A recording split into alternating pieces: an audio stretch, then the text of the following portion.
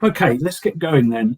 So my name's Guy McConnell. I am the Chief Marketing Officer at Conrad Energy, and I'm going to be the host for the session today. First of all, thank you for attending. Very pleased to have you here. We hope to provide you with a little bit more insight and information on how you can mitigate your costs and or create revenue streams through energy developments. But specifically what your options are if you have trouble getting a grid connection or you're not located close to a grid connection. I'm going to introduce you first to the two experts that we got on the webinar today. So firstly, Tim Foster. So Tim is the Head of Energy Services at Conrad Energy. Tim is actually the son of a farmer. So you could say he's a direct product of farm diversification now. He's spent much of his working career in the energy sector, selling electricity to industrial and commercial customers, and also buying electricity from renewable energy generators, so both buying and selling of energy. He's been at the forefront of the energy transition and heads up energy services at Conrad Energy, working in partnership with energy producers and business customers to facilitate direct contracting opportunities between the two. Although his practical farming experience is now, I have to say this, Tim has asked me to put this in there, so although his practical farming experience is now a little dated, Tim can still appreciate a field of Holsteins or Herefords, but has little to no chance of starting a modern tractor, is what it says in front of me. So that's Tim's bio. Tim, say hello. Hello, good afternoon. Secondly, second expert to introduce you to is Phil Silk. So Phil is the Development Director at Conrad Energy. Phil's been involved in the origination and development of energy projects for over 15 years. As the Development Director for Conrad Energy, he oversees a large team of people who are involved with the origination and development of projects, taking them from an idea into a reality. So from literally a bare field through to a fully developed energy site. His team already work with a lot of landowners delivering projects across flexible generation, battery storage, solar and hydrogen, amongst other things. Phil has significant experience on the development and delivery of projects. He's worked on over 5 gigawatts of energy projects, so he's the perfect man to have on this call with us. His projects have ranged from private wire energy solutions, so we'll be touching on those during the course of the webinar, through to more conventional generation projects and at various stages. So that's Phil. So say hello, Phil. Hi, everyone. Great to be on the call. Right, okay, so we're going to start off with a short presentation, and Tim and Phil are going to do a double act on that. Obviously, a word warning, it may be a little drier than the two Ronnies though, so we're going to have to put up with two energy people talking about energy, but that's why you're here. We'll then have a Q&A after that. So just to say, with regard to the Q&A, many of you supplied questions in advance. Thank you very much for those. We are limited on the time that we've got on this webinar, so we may not be able to get through all of those, of course. What we've tried to do in advance of the call, though, is to aggregate those into themes, and we will answer and address those themes in the Q&A later on, which I will do. But in addition, there is an opportunity for you guys to put questions to us through the webinar functionality itself. Please do that, and we will try to get to as many of those as we can during the course of the session. Okay, so having done the housekeeping, it is now over to Tim and Phil, who are going to talk you through a small number of slides. We won't bore you too long with PowerPoint, but there are a few slides that we wanted to take you through. Tim and Phil. Excellent. Thank you very much. Hopefully you can now see the slides that have popped up. So the first thing we're actually going to do is get to ask a question of you, and colleague Chelsea behind the scenes here will send out a question.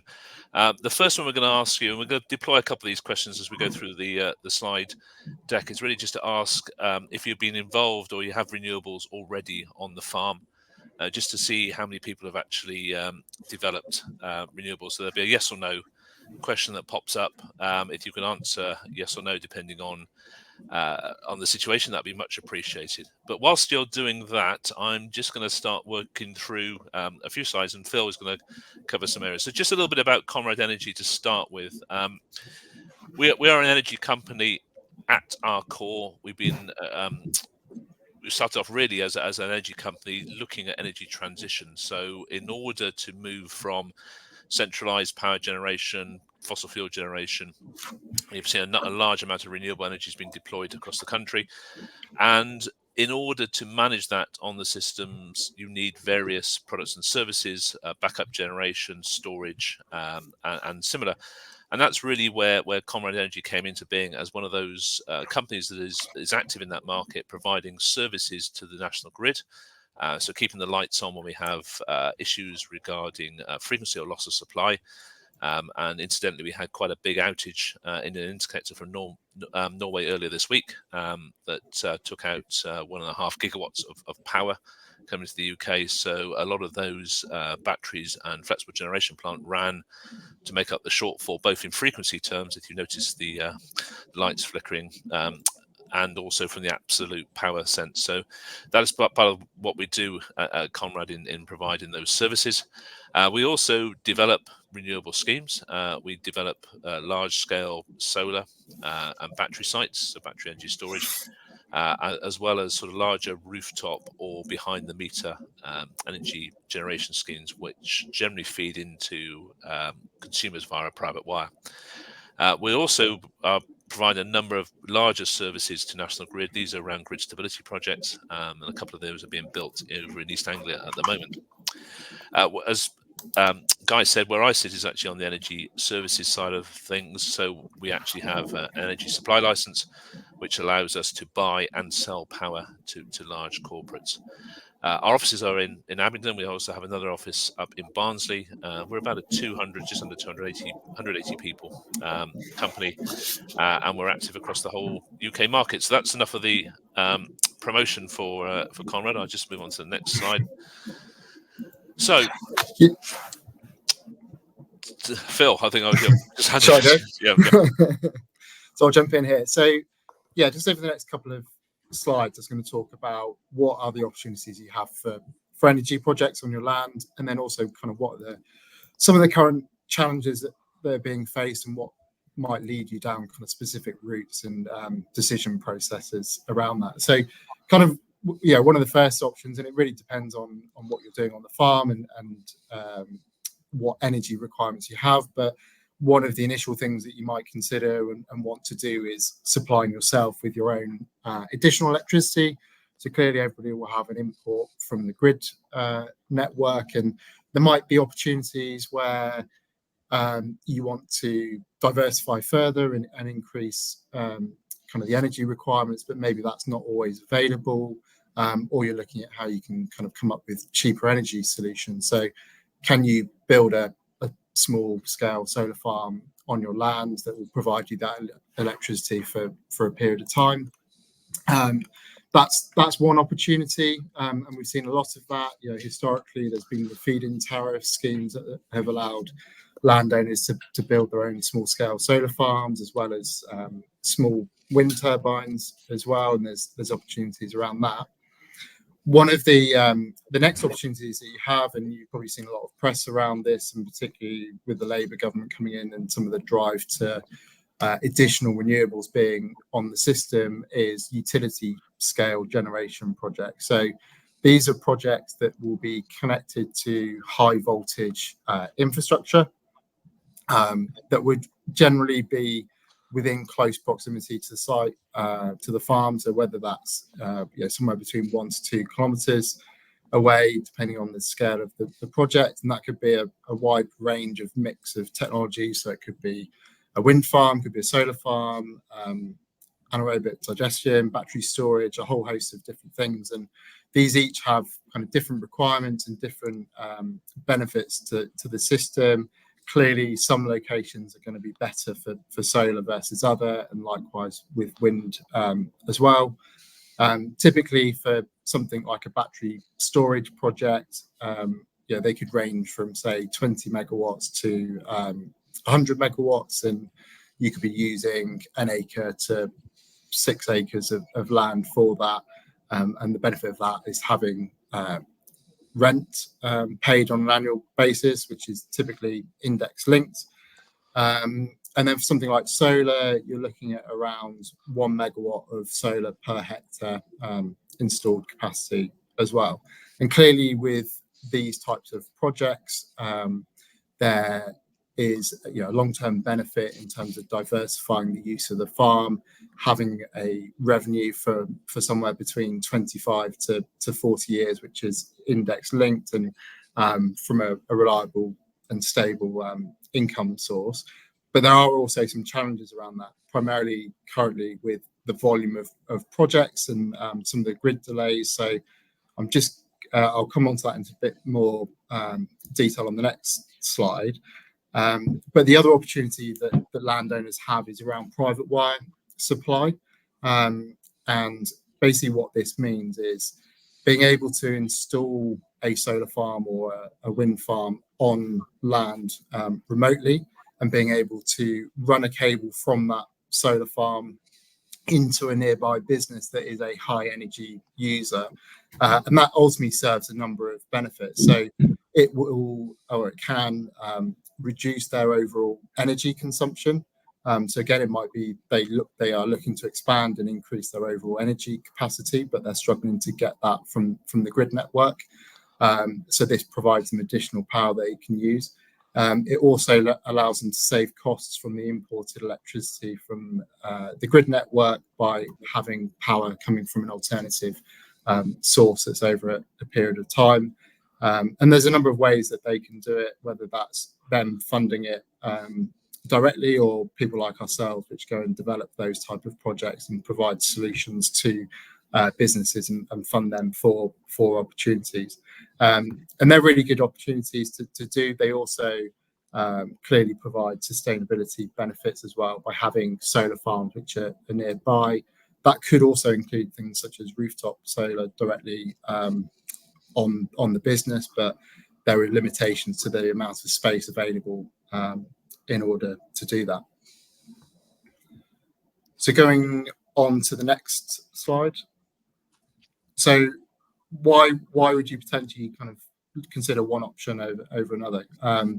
There is currently we've seen a huge number of renewable energy projects being developed in the market, and as a result of that, the network's becoming very constrained in terms of reinforcement work that's being triggered in order to facilitate that capacity being connected.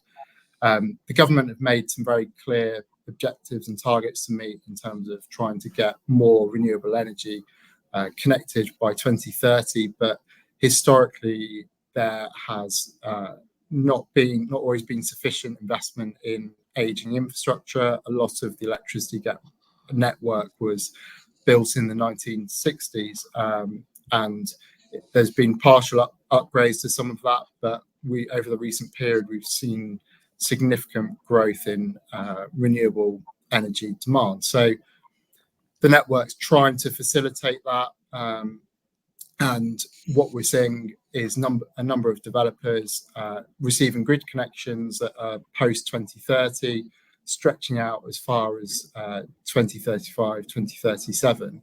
And there's a huge number of projects as well. So the UK energy system only requires a certain volume of electricity to be generated. It needs to come from a blended source of renewable energy generation, which could include a little bit of gas, some wind, some battery storage, some solar as well. But there are also projects that are in that system that have meant we've ended up with a large volume to potentially connect, which are being referred to as zombie projects. And that's something that's been referenced in quite a few news articles recently. And what National Grid are trying to do is remove some of those zombie projects from the grid queue. And what they mean by zombie projects is projects that are there in the system. They're holding capacity, but they're not actually progressing forward, or there's no real requirement from them. Clearly, over the years, some of the technology requirements have changed. And so the grid and the government both have views on what the energy mix should look like, and they're trying to implement a number of measures that will remove the projects that aren't physically going to connect to the grid network from there to allow others to get projects connected. And we're starting to see quite a lot of that coming forwards at the moment and into next year as well. That'll be further. So there are challenges with developers, and so what this means from a revenue perspective is that it can take a long time to get projects connected. So the real benefit here is identifying opportunities for private wire. So if you are in close proximity to a high energy user, so it could be a refrigeration business, it could be a data center, there's a whole host of things. It's looking at potentially within 2 kilometers of that, could you run a cable to that business and provide the electricity directly to them? And that would then, the structure of that would be a rental income for the landowner, and then that electricity being provided to the business. Excellent. So just wanted to talk about what is driving consumers to look at renewable energy. Most of you on the call will probably be involved in a supply chain where you've got a supermarket, a wholesaler, or something similar that's buying your product or you're supplying into, and you'll have seen the pressure that's coming down that supply chain about progress to net zero and showing carbon reductions.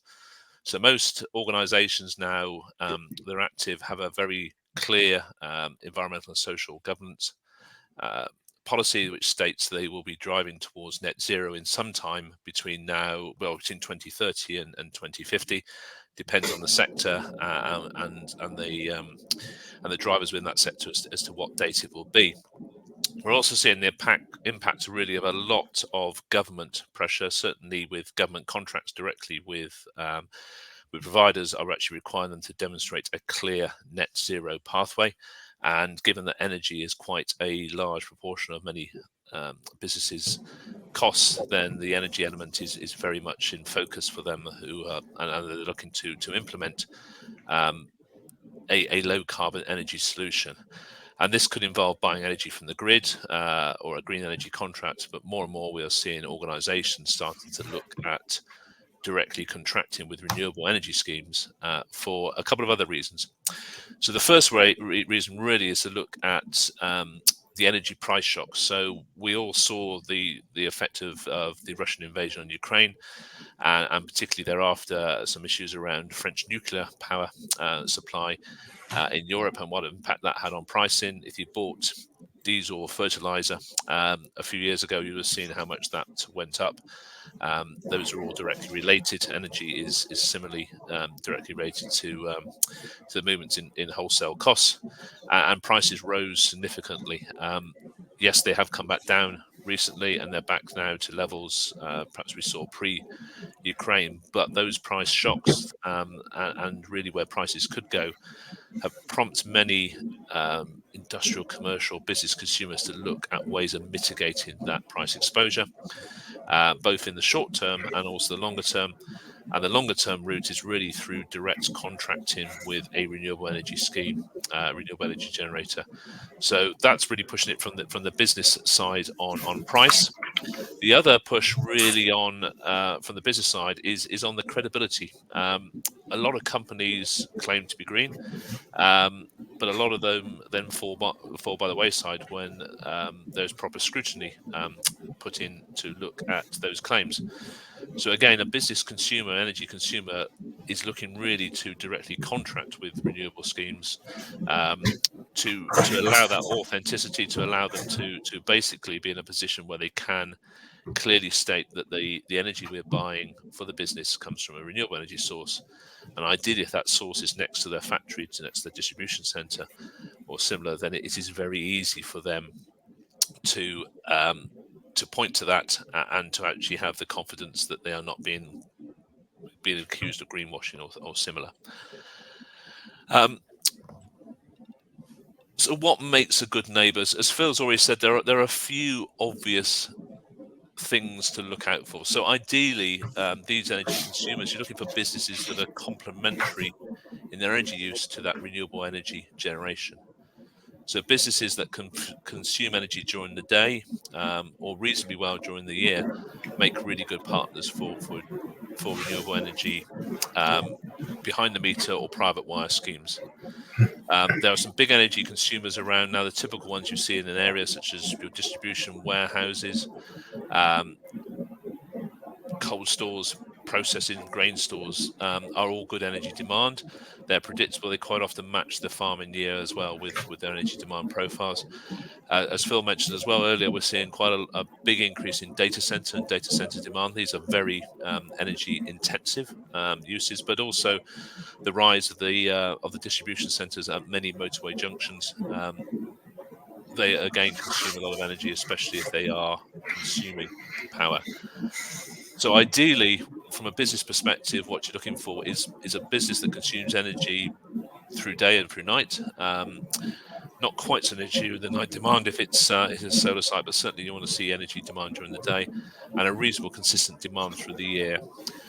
The other really critical point is, because we are entering into long-term energy contracts with these consumers, is there needs to be a belief that the business will remain in its location for a considerable amount of time. So typically these energy contracts are 10 or 15 years at a minimum. So the question is always asked is that business likely to remain present in the local community for that period of time? And again, rural businesses, dairies, dairy processing, for example, are really good examples of organisations which are tied into the local community and are likely to remain there for a considerable amount of time. I think it's probably worth just coming back with a bit of feedback on the couple of polls. So we've asked a couple of questions to date. Firstly, how much the audience has had experience of renewables. How many of you have deployed renewables on your farms? And it's interesting that about a third, just over a third of the audience has. So that's excellent to see. Rather slightly more worrying is that 25% of you have also had issues with grid connection and effectively have seen problems with actually getting grid connection for schemes on your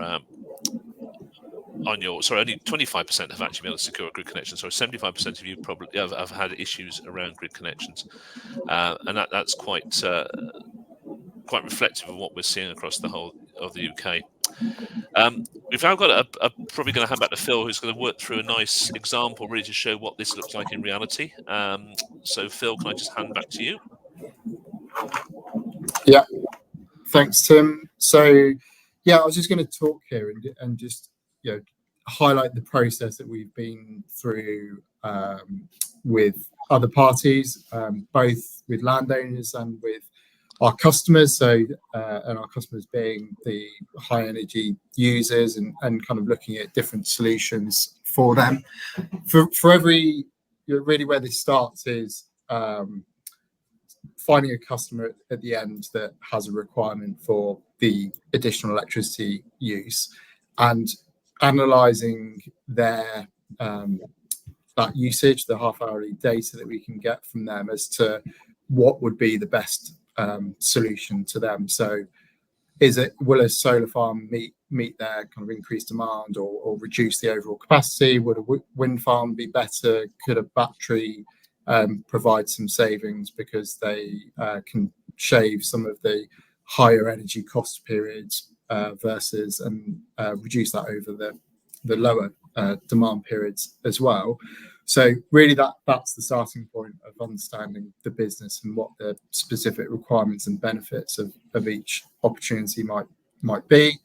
And then really what Conrad does is then go out using our network to identify landowners and suitable land. And we've got a huge amount of experience actually identifying suitable land, assessing it, working out the viability to go through the consenting process, and doing the design requirements, using an in-house team that cover all of that. And so we would then speak with the landowners to negotiate heads of terms with a view to then take it to option and lease agreements, and and then speaking with the actual end high energy user to come up with the solution to them. Belton Farm is a 2.5 megawatt solar project that you can see on the plan there.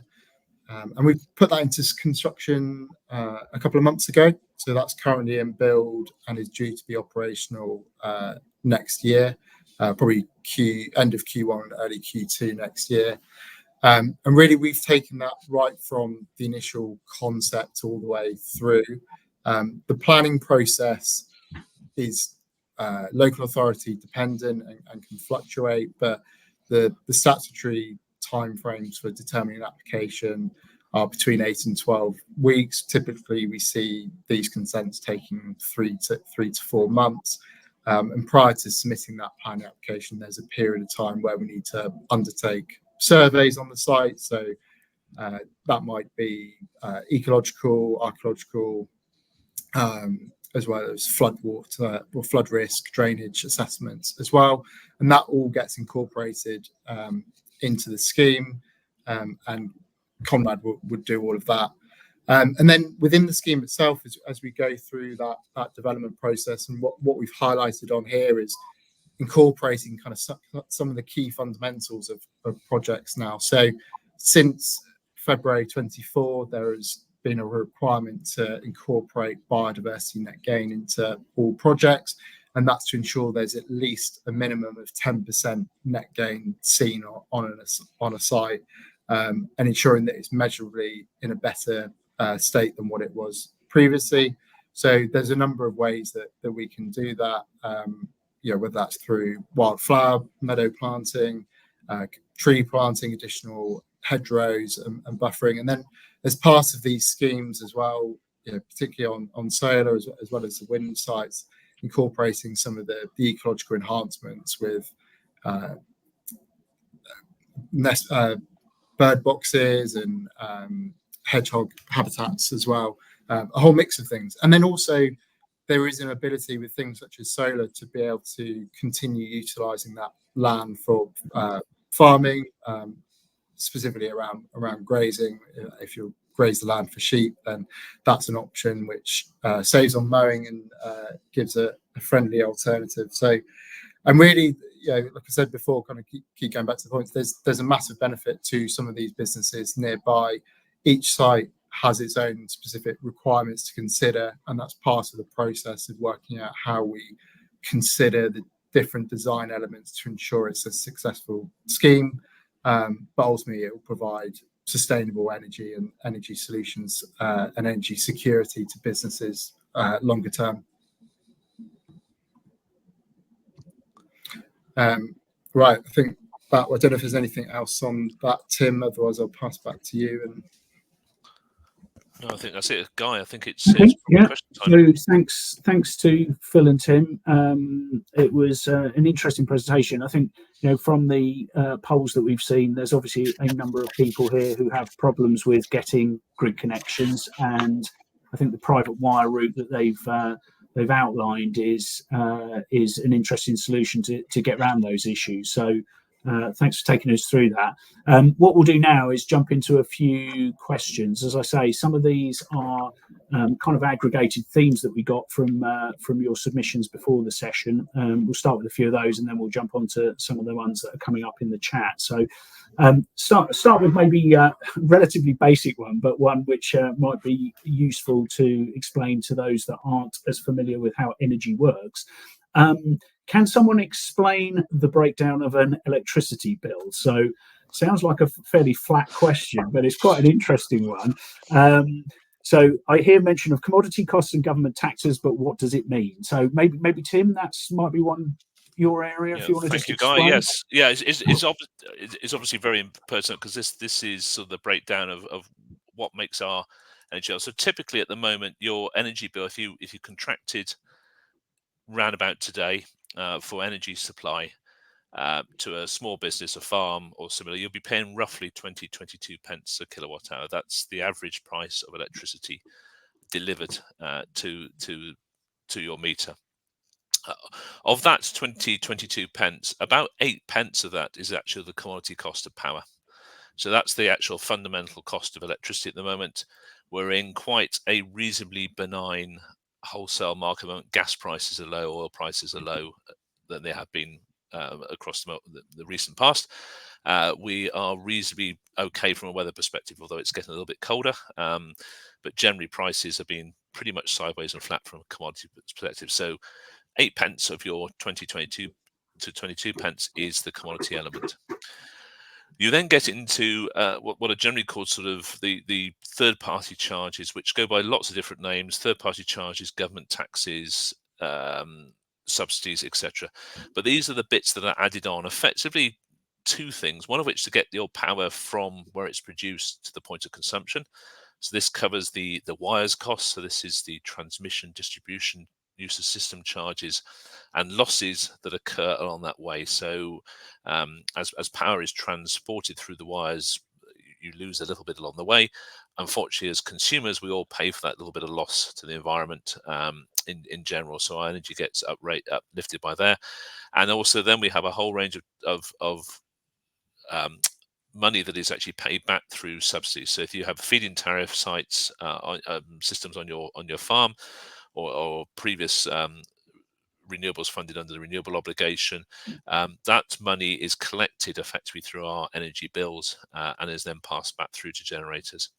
So going back to that 2022 pence, 8p is commodity, 10p is effectively these sort of pass-through charges, these non-commodity cost government taxes, and then a couple of pence is left over really for supplier charges, risk premiums, and supplier profits. So that sort of makes up your 2022 pence.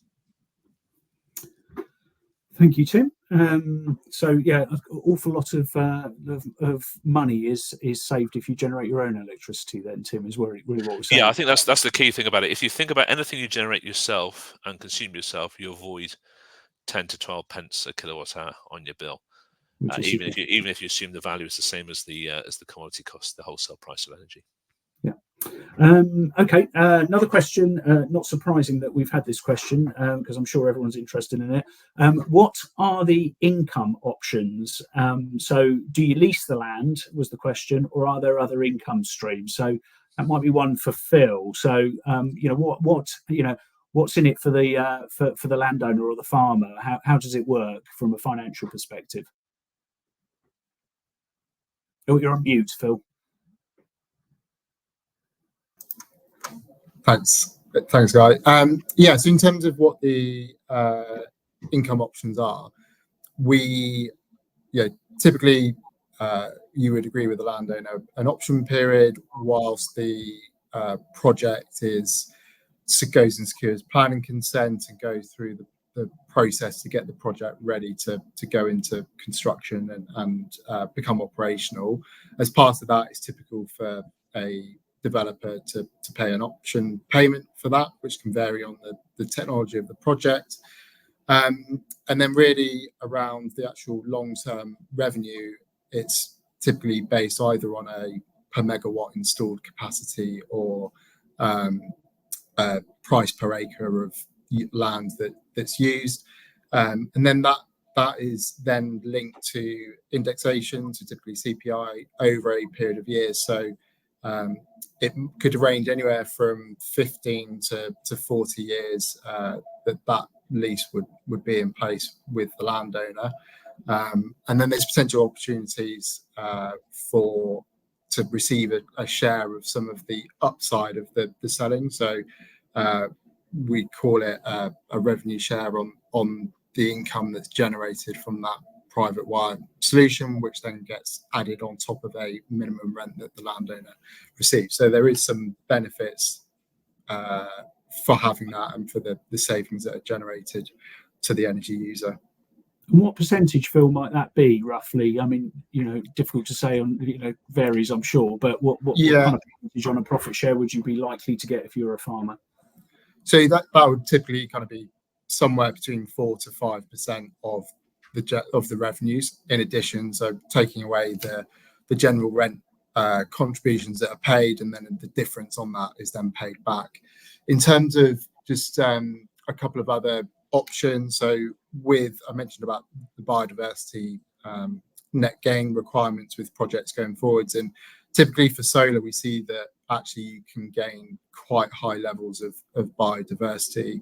And depending on the location of the sites, then a lot of that might need to be attached to the consent. Like, that's what makes it an acceptable planning consent, is securing that level of biodiversity, particularly in areas that have high landscape value. Might be greenbelt, for example. But then there's also additional ways. So the project itself would require some of that biodiversity, but there might be opportunities to generate additional revenues off of some of that biodiversity net gain as well, by selling it to third parties as an additional option as well.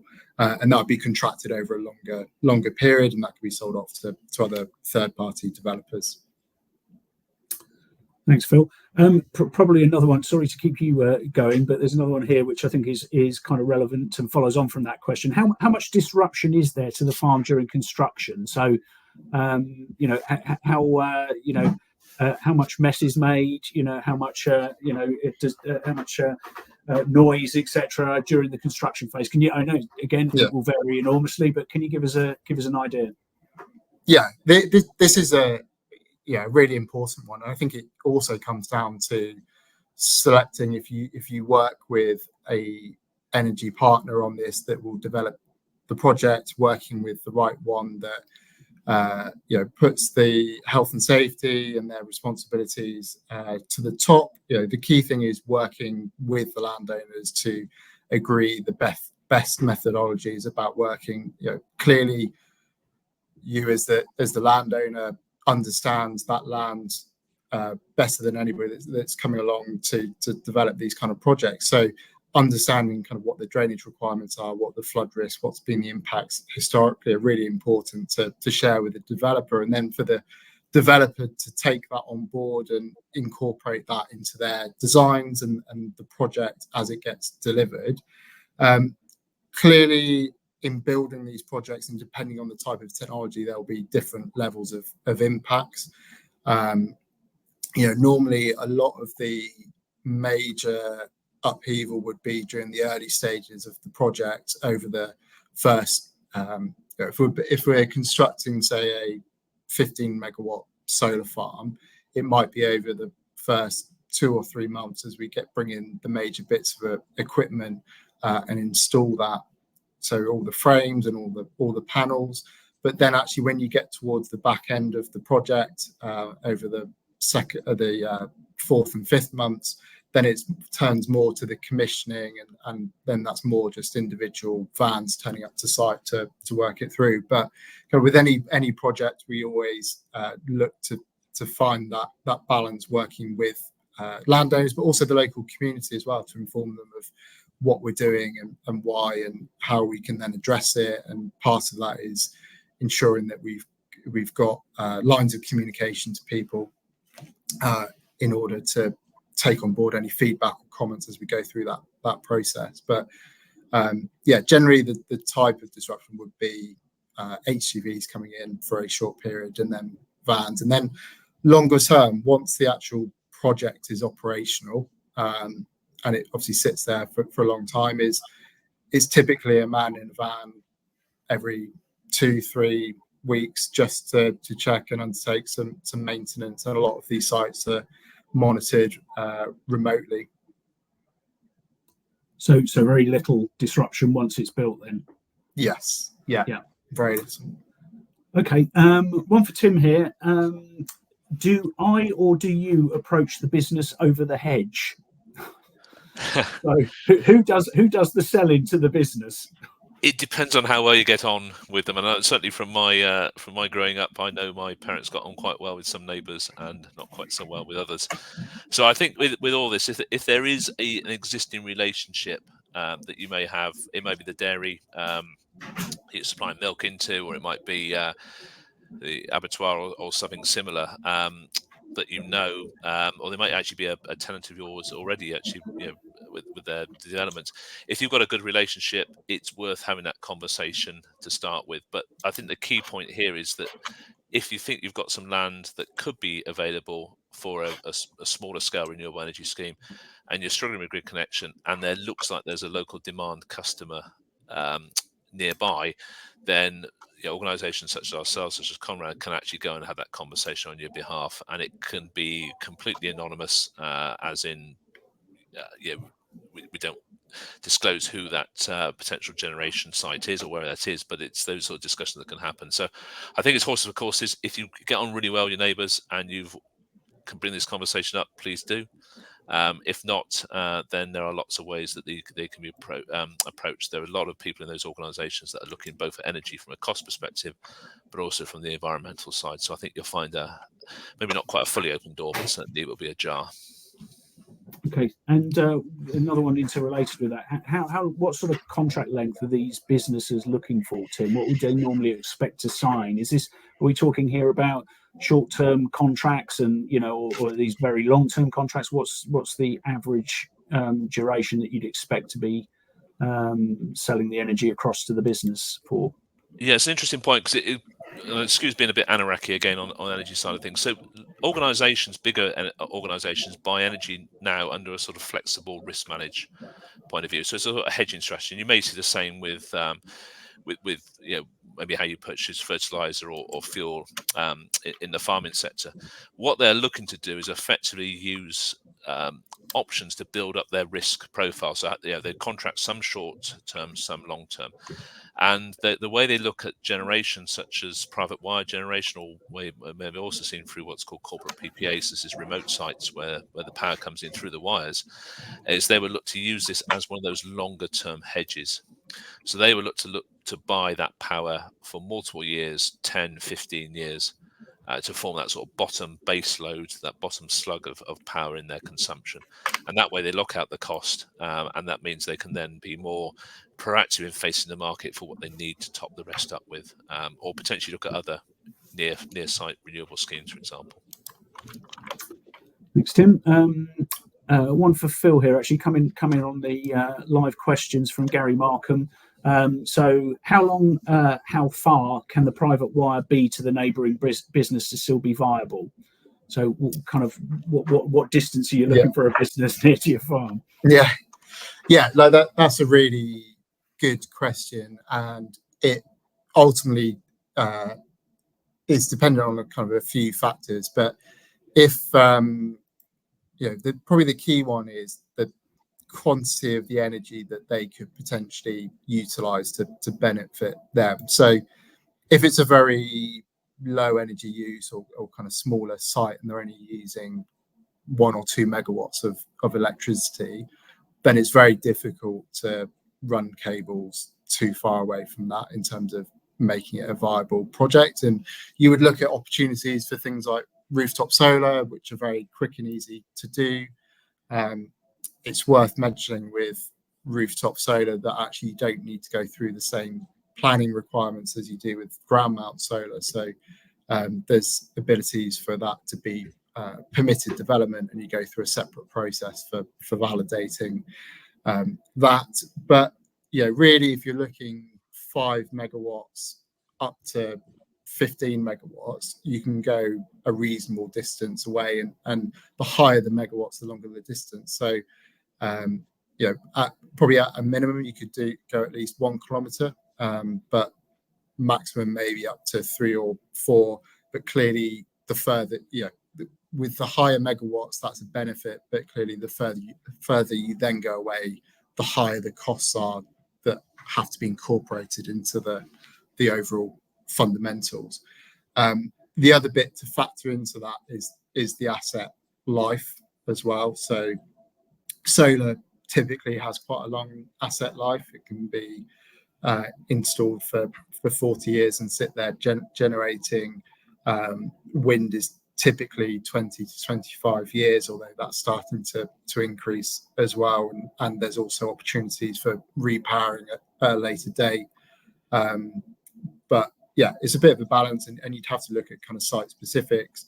There would also be cheaper options if you can dig through fields to get the cable back to the site. If you have to go down the public highways to get to site, that's going to be significantly more expensive. So it sounds very much like a horses for courses there, which is a bit of a fudge answer, but it kind of depends on the difficulty in getting the cables across as much as anything else, rather than the distance, by the sounds of it, Phil. Yeah.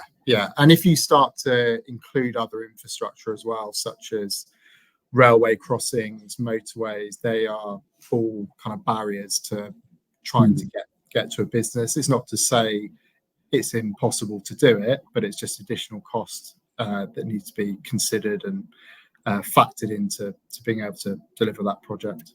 Yeah, I think it's interesting to see the third poll we put up. We haven't fed back on that, but about 50% of people have a potential large energy consumer within the 2 kilometres of the farm. So reasonably large number of you have potential opportunity here, and those that are outside the 2 kilometres, as Phil says, maybe still have an opportunity if it's not crossing roads, rails, etc., that are going to up the cost. Okay, so let's move on to another question.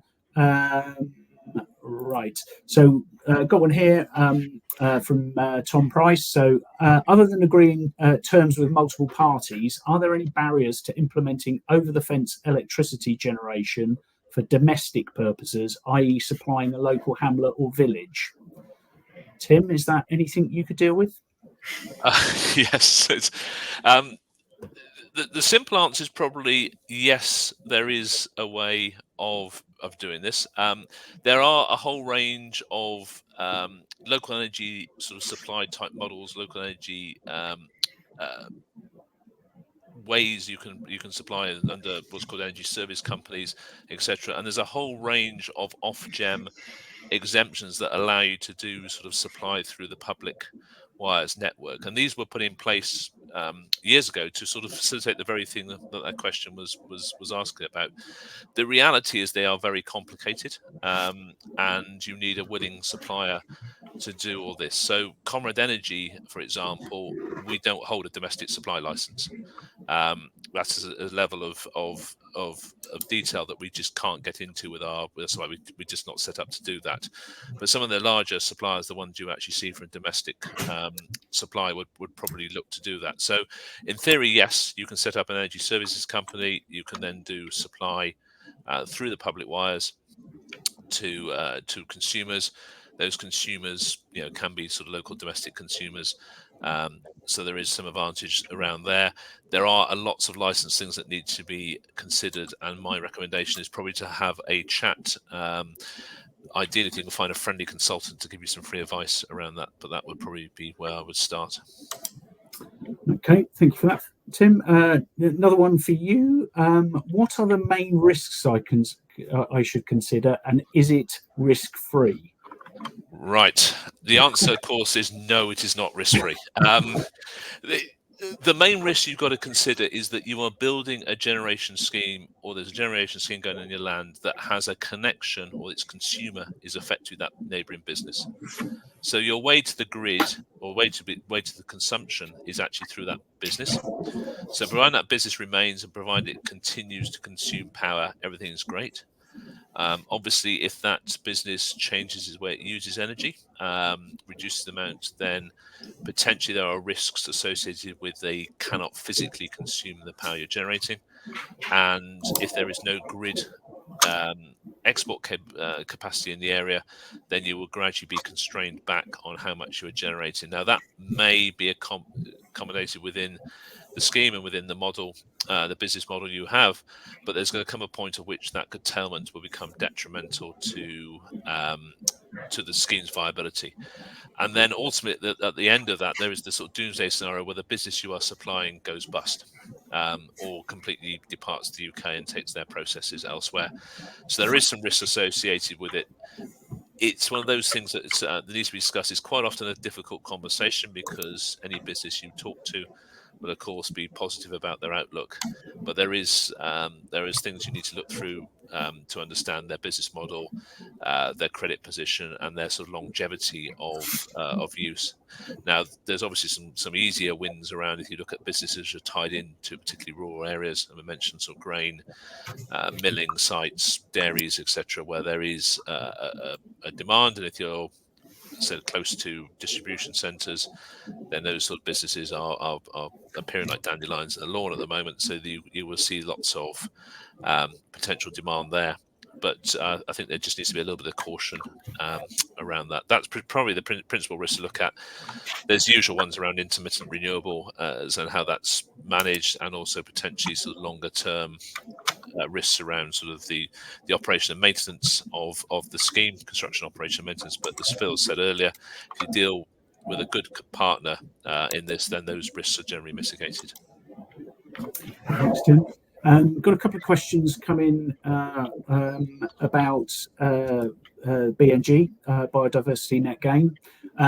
Question here from Charlotte Prigmore, who's saying, apologies if this seems a daft question. Just wondering if having solar panels, for example, with wildflowers or something underneath could help meet the BNG regulation, or would the BNG regulation need to be met on top of this?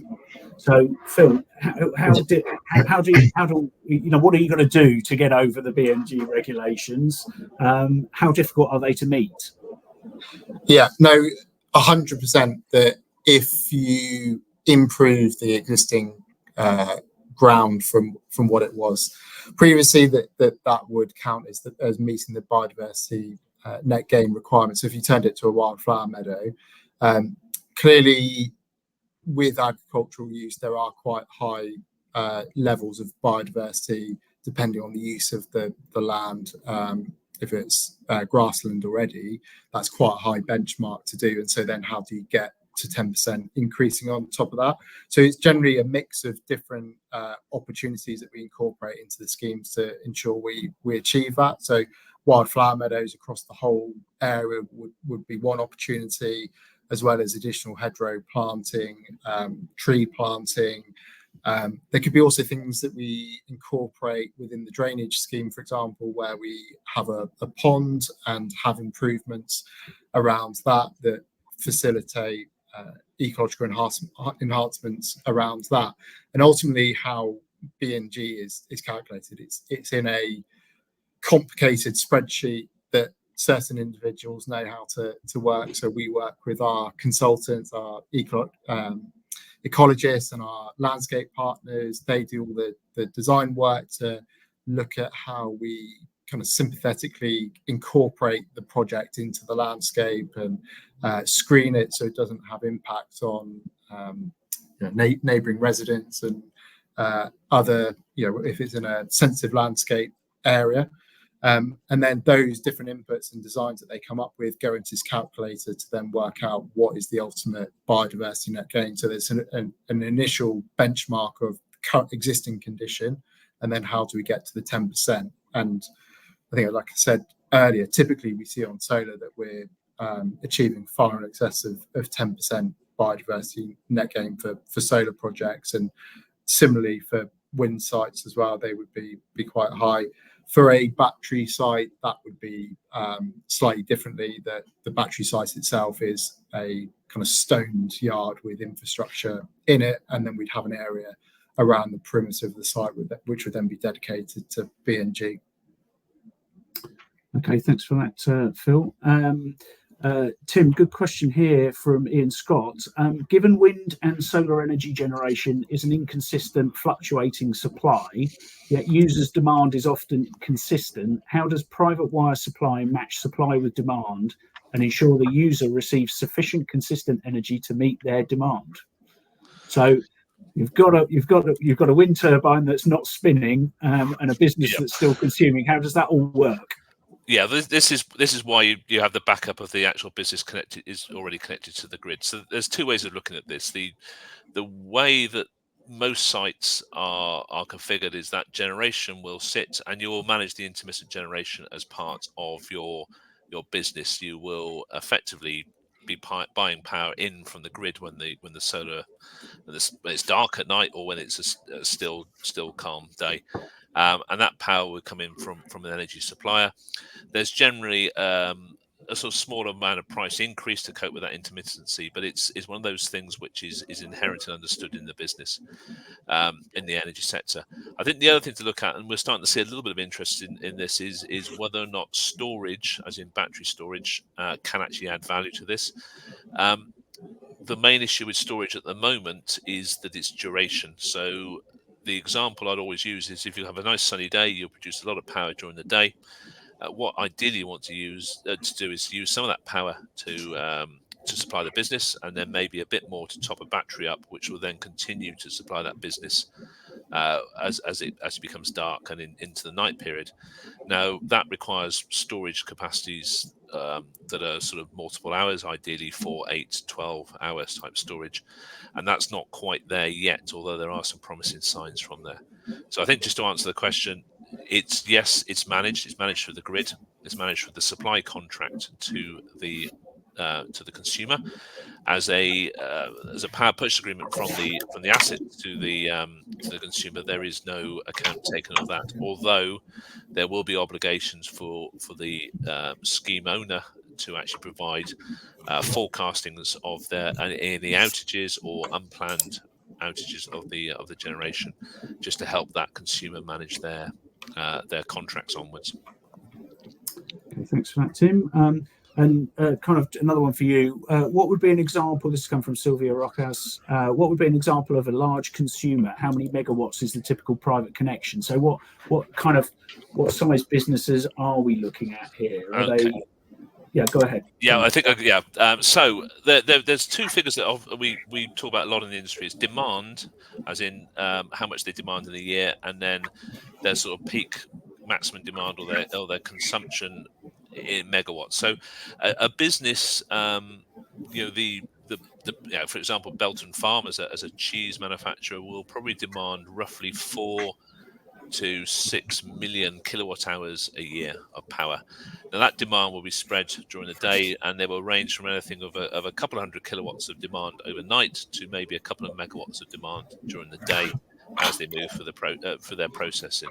So I think when you're looking at schemes, sensible generation schemes, most businesses with a reasonable demand will consume towards a million kilowatt hours, which equates to roughly 200 to 300 kilowatts of spot demand. And then obviously you go upwards from there. So big data centers these days will consume multiple hundreds of megawatts of power. Okay, thanks for that, Tim. Question here back to Phil. This is a nice one from Donna Oldbull Thomas. Have you built sites with sheep under panels, and are there any issues? So we've had a couple of people come up about sheep grazing and stuff. Well, I think, I don't know if you spotted on the slides earlier, there was a picture of Dolly the sheep on the showing that yes, you can graze sheep under the panel. So the key thing around that is just the height we set the panels at. So clearly, if the panels were going to be too low to the ground, they could come along and damage those panels. So setting them somewhere around 600 to 700 mil above the ground level allows them to get underneath. And yes, they will rub their backs against it and things, but we also keep the cables high enough off the ground so they can't reach those and chew through those as well. And it's just a really good benefit to continue utilising the land. And so typically around that, from a land agreements perspective, so a developer might come in and lease the land for the overall operation of a solar farm or a wind farm, and then what they would have the ability to do is grant a grazing license back to the landowner so they can continue grazing that property.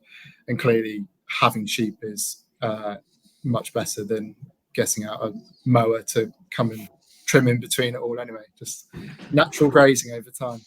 So there's advantages for both the developer and the farmer there. Both parties, yeah. Yeah, it's a win-win situation. So. Yeah.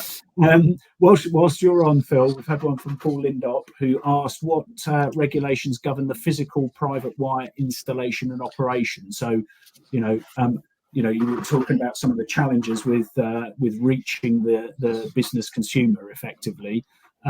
what kind of things, what are the issues with getting that cable across? Yeah, well, I'll let Tim comment about kind of any commercial ones, but from a kind of physical bit, there is the typical regulations that we need to work with in order to take these projects through. So in order to go and get planning consent for the projects, as well as ensuring that we follow kind of all the health and safety requirements, working with the project. If we have to go through a public highway, for example, there's requirements around that in order to get a project and a cable back to a customer in order to get that connected. And then typically with these projects, we connect into the on-site electrical infrastructure for the company, and there's kind of specific requirements around that we need to meet, and the metering that we need to ensure we're compliant with. Ultimately, this is behind the meter, so it's before it is getting exported to the grid, and so we need to ensure we meet the distribution network operators. So somebody like NGED or UKPN or SSE that operate the network sign off on how we connect that, because they don't want to see electricity coming in that they weren't aware of. So we have these, and this is getting a bit more technical, but kind of interlocking arrangements to ensure that these generation projects can be isolated from the network, and it's not going to start exporting electricity when somebody's not expecting it. Yeah, I mean, that's kind of leads you on to another area of question, I suppose, which is this a DIY project? Can it be done independently by a farmer or landowner, or is it something that really you need the help of an energy company? And forgive our vested interest in this, everyone, but I'm sure Phil will give you a very straight answer on it. And it ties in with the question we got before, which is who does the planning permission, etc. Well, the answer to your question will dictate whether or not it's the developer or farmer, I guess. Yeah. No, with these schemes, you need to know what you're doing and how to connect it, and you need somebody that understands the specific requirements and can go through that process. Planning is one thing. There are different ways you can do that, but clearly understanding the needs of a business and designing it to the right requirements is really important. But then actually going out to knowing and identifying competent parties that will do the installation work, so getting quotations for the solar panels or for the wind turbines or for the batteries as well, appointing suitably electrical qualified companies to do the cabling works. We're talking about dealing with electricity at high voltage, so typically at 11 kV. This is not a domestic supply connection, and the people and parties that do those works are regulated under NERS in order to be able to do those installations. And then ultimately, whilst they are regulated themselves and doing those works, everything will get signed off by third parties such as the DNOs in order to verify that actually it has all been installed safely. So really important that you choose somebody that's competent in developing the project and bringing it to fruition, but also the supply chain that supports that in the delivery, the sourcing of the panels, the infrastructure, the electrical design is also suitably qualified to do all of that. Thanks, Phil. Tim, a question we had about the technologies that are used. We talked about solar and wind quite a lot on this webinar. Someone here said, they're looking at anaerobic digestion. Is it possible to do similar sorts of schemes with that technology generation? Simple answer is yes. I think anything that generates electricity can be worked through this. I think with technology such as anaerobic digestion, and I think there was a question that we had previously about hydropower as well. The answer is yes, they can. The more base load the technology, so assuming the anaerobic digestion works well, that produces more consistent power, that would have a value that is probably more highly prized by by the consumer because it is meeting a more consistent amount of their demand and a more predictable amount of their demand. And it's probably the same with hydropower, particularly during the winter periods when perhaps the river has a fair bit more water, although that's probably difficult to say these days. But traditionally, there's been more water in the river and in the winter, so therefore is more consistent output.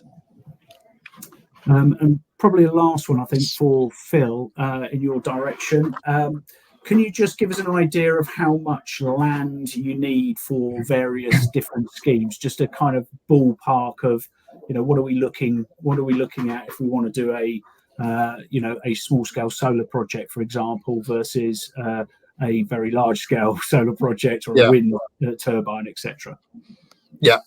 And this also maybe touched on an earlier question as well. Somebody was saying about could I connect 20 or 30 kilowatts of solar to a business? That's probably too small in order to do it, because the economics of installation and cabling will be quite high to do that, and kind of actually seeing any real benefits around that. So probably at a minimum you would be looking at, for an off-site solar project, kind of 4 or 5 megawatts, and that would equate to around 5 hectares of land that would be needed. You might need a little bit more to account for some access tracks, as well as some of the biodiversity net gain, depending on the specific requirements around that.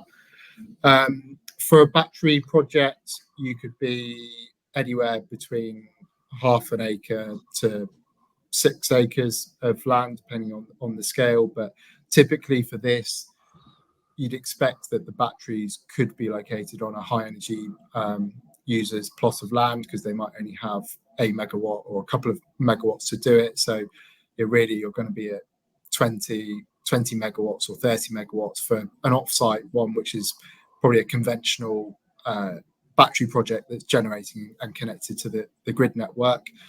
And then for wind turbines, there's kind of like a whole mix of different designs and requirements around it. So there are some very small 500 kilowatt, 1 megawatt turbines, and then there's much bigger 4.8 up to nearly 6 megawatt turbines as well, with very big tip heights. So you could be looking at a footprint, kind of square footprint around each turbine of 50 meters by 50 meters, up to the largest size of 150 meters by 150 meters, and that all relates to the laydown area. So for a wind farm, although you don't need to utilize the land all of the time, and actually you can continue farming that land, the turbines will oversail part of that land. But it's when you need to do maintenance works or you need to replace them that you need a clear area around that, which is quite large, in order to facilitate the construction and maintenance works associated with that. Thanks, Phil. I'm just going to actually take one more that's just popped up at the bottom of the questions here. Tim, one for you. What means are there to accurately know just how much electricity has been stored and supplied with a battery installation? Yeah, I saw that one. I hope you would ask it. Actually, it's a really interesting point here, because the energy industry is like quite a few other, probably a little bit like farming as well. It's a data industry. So what you are looking for, and this goes right the way back even to how renewable benefits are accounted for and how they are attributed to consumption. It's all about getting the metering correct at a high enough standard, and also then getting that meter data collected, analysed, and presented. So effectively with a battery, what you're looking at, or even a generation scheme, you have your generation scheme, you have your battery import and export meters for the battery, and you can just record that data. So presenting a real-time picture of how the energy is generated, how it is stored, how it's consumed, gives you that audit trail. And it's quite interesting. It's a bit of an aside, but it's something that we're doing at Conrad Energy is a product that looks around that sort of matching on a 24/7 half-hourly basis. So Belton Farm, being a very good example, has a matched energy supply, so they can say every half hour where their energy is coming from, those renewable sources. So it can be done. It's just a big data exercise, and it just needs to be clear and auditable. So invest a little bit in the metering, and if you've got a computer whiz who can build you a database, that's the second thing you require. Great stuff. Okay, I think we will close down the webinar now. Thank you, first of all, for attending. We're very pleased to have you on this this webinar. It you know, is important as the Chief Marketing Officer that I say, if you've got a large consumer of energy and you're interested in talking to Conrad Energy about the possibility of helping you with a development, then you can contact us at farmers@conradenergy.co.uk. We'd be pleased to hear from you. We obviously not able to do every project, but always happy to have a look at something. And yes, thank you very much. And we will say goodbye to you now. So thanks to Tim, thanks to Phil, and thanks from me.